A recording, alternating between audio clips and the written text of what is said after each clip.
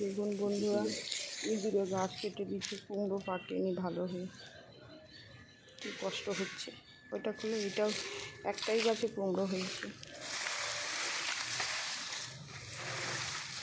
দেখুন এই একটা, এই দেখুন এখানে এসব চাপা দিয়ে রাখছিলাম ইঁদুরের ভয়ে, কিন্তু কেটে দিয়েছি, মনটা খারাপ লাগছে। আর বছর এত কুমড়ো হয়েছিল মানে বলার নেই। বেঁচে আছে, কোনোটাই বেঁচে নেই। এই যে গদ্দান, এই যে গাছ কেটে দিয়েছে, কোনো কিছু হতে দেয় না। এত সুন্দর যত্ন করে লাগানো হয়, একটা গাছ হতে দেয় না ইঁদুরে চলা। এই যে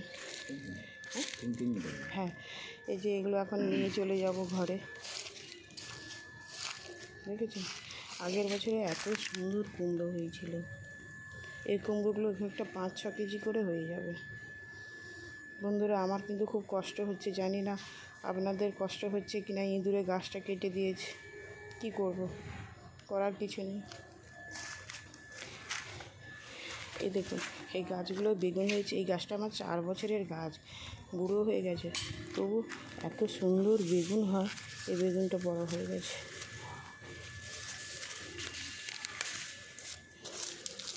এটাও বড় হয়ে গেছে। এই বেগুনগুলো এত সুন্দর খেতে, মানে টেস্ট যেমন আর খেতেও কি সুন্দর। এই একটাও হয়ে গেছে বড়। খুব কষ্ট হচ্ছে আমার। এই কুমড়োগুলো নিয়ে সব ইঁদুর পুরো গাছটাই কেটে দিয়েছে গোড়া থেকে।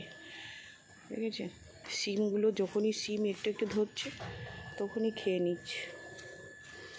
বন্ধুরা, আপনারা যে যেখান থেকে দেখছেন একটু কমেন্ট করুন। কি করব, ইঁদুরের জ্বালায় বাঁচা যায় না।